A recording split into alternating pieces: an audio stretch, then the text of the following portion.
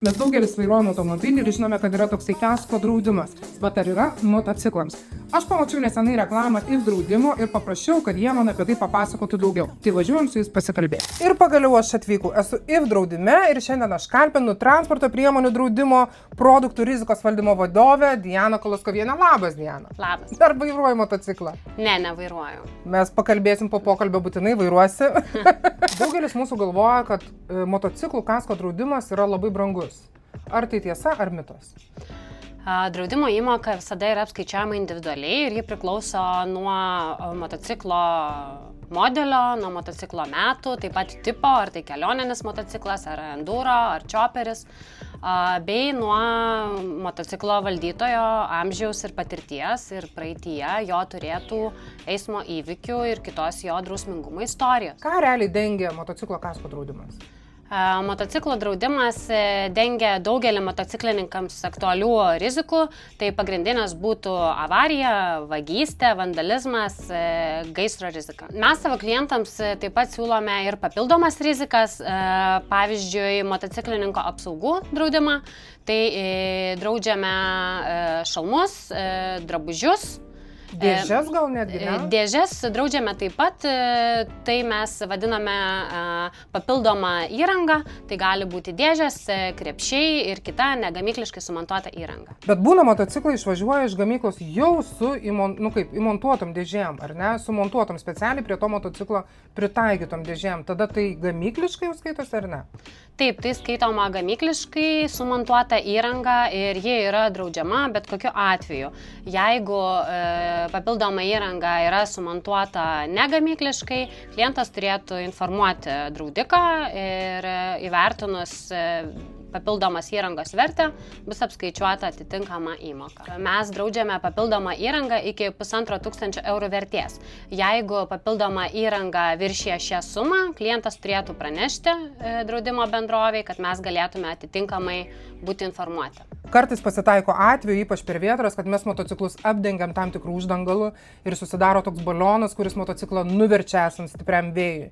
Kaip tokiu atveju? Arba aš ryte tiesiog randu kažkokiu tai neklaužadu, mano motociklą nugriauta. Kaip su kasko draudimu? Abiem atvejais draudimas galiotų. O kaip yra su ta papildoma įranga, pavyzdžiui, kaip navigacija? Ir eismo įvykių metu, tarkim, ji yra pilnai sudaužyta, ar ne? Ar man kompensuotų draudimas? Taip kompensuotų, jeigu draudimo polise atsispindėtų pasirinkta rizika, tai yra papildomas įrangos draudimas ir visais atvejais mes rekomenduojam informuoti draudiką prieš sudarant draudimo sutartį, kad tokią įrangą turite, pranešti apie jos vertę ir ji bus apdrausta ir visais atvejais žala bus atlyginta. Tai aš tai turiu padaryti jau pasirašant sutartį? Taip. Ir kartais taip nutinka, kad mes motociklą visiškai sumalame į miltus. Kas tuomet? Kai motociklo remontas yra techniškai nebeįmanomas arba ekonomiškai nebetikslingas, mes jį laikome sunaikintu. O kiek draudimas atlygina, jeigu aš jį visiškai sumaliau? Priklausomai nuo to, kokia vertė buvo draustas jūsų motociklas. Jeigu motociklą draudžiame nauja vertė, klientas atgauna visą sumą. Jeigu motociklas draudžiamas rinkos vertė, tuomet apskaičiuojama vidutinė motociklo rinkos vertė ir išmokama ta suma. O jeigu aš važiuoju tikrai viršydama greitį, kas tuomet? Greičio viršijimas automatiškai nereiškia, kad kasko draudimas negalioja. Visais atvejais žala atlyginama vertinant to specifinio įvykio aplinkybės, tačiau visais atvejais mes skatiname atsakingą vairavimą. O kaip yra su bekele? Aš turiu arba sportinį motociklą, miesto motociklą, tą strytą vadinamą, nesvarbu kokį, ar ne, bet aš noriu pasivažinėti miške bekele. Ar kasko draudimas draustų, jeigu aš ten tiesiog važiuoju medį? Greičiausiai, kad ne, reikėtų aiškintis konkretaus įvykio aplinkybės, tačiau mūsų taisyklėse yra toks punktas, kad draudimas negalioja, jeigu įvykis įvyko vietovėse, kurios nėra skirtos kelių eismui.